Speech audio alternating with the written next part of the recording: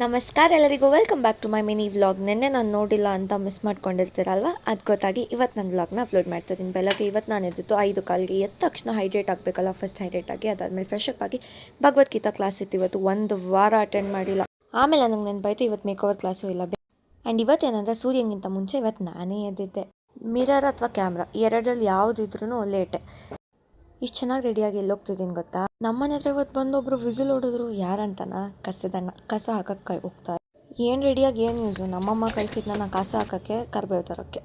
ಆದರೂ ಪರವಾಗಿಲ್ಲ ಅಂತ ಮನ್ಸಿಗೆ ತೊಗೊಳ್ದಿರ ಮತ್ತೆ ಬಂದು ರೆಡಿ ಆದೆ. ಆಲ್ರೆಡಿ ಲೇಟ್ ಆಗಿತ್ತು, ದೇವಸ್ಥಾನಕ್ಕೆ ಹೋಗಬೇಕಿತ್ತು. ಬೇಗ ಬೇಗ ಬ್ರೇಕ್ಫಾಸ್ಟ್ ಮಾಡ್ಕೊಂಡು ನಾನು ನಮ್ಮಮ್ಮ ಮನೆಯಿಂದ ಹೊರಟಿವೆ. ರೋಡಲ್ಲಿ ನಾನು ಕ್ಯಾಮ್ರಾ ಇಟ್ಕೊಂಡು ಹೋಗ್ತಿದ್ದೆ, ಎಲ್ಲರೂ ನನ್ನೇ ನೋಡ್ತಾರೆ.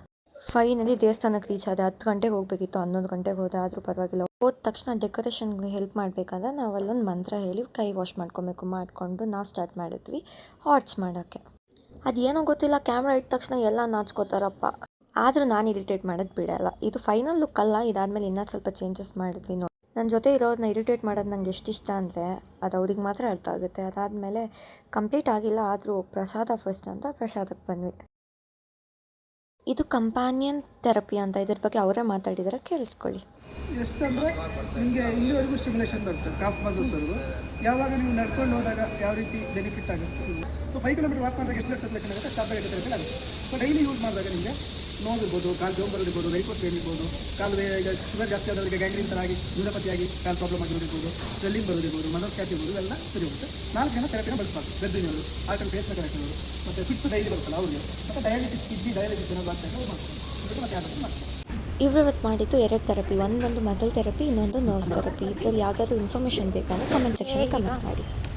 ಮನೆಗೆ ಹೋಗ್ತಿದ್ದೀನಿ. ಆಲ್ಮೋಸ್ಟ್ ಇವಾಗ ಎಷ್ಟು ಅಂತ ಟೈಮ್ 3:30 ಆಯಿತು. ಬೆಳಗ್ಗೆ 11 o'clock ದೇವಸ್ಥಾನಕ್ಕೆ ಬಂದಾಯಿತಾ. ಸೊ ಒಂದು ಸ್ವಲ್ಪ ಡೆಕೋರೇಷನ್ಸ್ ಇತ್ತು, ಸೇವ್ ಆಯಿತು. ಸೊ ಅದನ್ನ ಕಂಪ್ಲೀಟ್ ಮಾಡೋಕ್ಕಾಗಿಲ್ಲ. ಇವಾಗ ಮನೆಗೆ ಹೋಗಿ ಒಂದು ಸ್ವಲ್ಪ ಕೆಲಸ ಇದೆ, ಅದನ್ನ ಮುಗಿಸ್ಕೊಂಡು ಮತ್ತು 5 o'clock ಸ್ಕಿಟ್ ಪ್ರಾಕ್ಟೀಸ್ ಇದೆ. ನಾಳೆ ರಾಧಾಷ್ಟಮಿ ಇದೆ. ಸೊ ರಾಧಾಷ್ಟಮಿ ಸ್ಕಿಟ್ ಇದೆ, ಅದು ಪ್ರಾಕ್ಟೀಸ್ 8 ಇರುತ್ತಂತೆ. Let's see. ಮನೆಗೆ ಹೋಗಿ ಕೆಲಸ ಮುಗಿಸ್ಕೊಂಡು ವಿಲ್ ಕಮ್ ಬ್ಯಾಕ್ ಅಟ್ 5. ಮನೆಗೆ ಬಂದು ಒಂದು ಸ್ವಲ್ಪ ರೆಸ್ಟ್ ಮಾಡಿ ಬಿಸಿ ಕಾಫಿ ಮಾಡ್ತೇನೆ. ನಾನು ಕುಡಿಯೋಲ್ಲ, ನಮ್ಮ ಅಜ್ಜಿಗೆ ಮತ್ತು ನಮ್ಮ ಅಮ್ಮನಿಗೆ. ನಾನು ಮಾಡೋ ಕಾಫಿ ಕುಡಿದ್ರೆ ನೀವೆಲ್ಲ ಕಳ್ದೋಗ್ತೀರಾ. ನಾನು ಎಷ್ಟು ಗಂಟೆಗೆ ದೇವಸ್ಥಾನಕ್ಕೆ ಬರಬೇಕಂತ ಹೇಳ್ದೆ ಹೇಳಿ? 5 ಗಂಟೆಗಲ್ವ? ಅದೇ ನಾನು ಬಂದಿತ್ತು 6:30.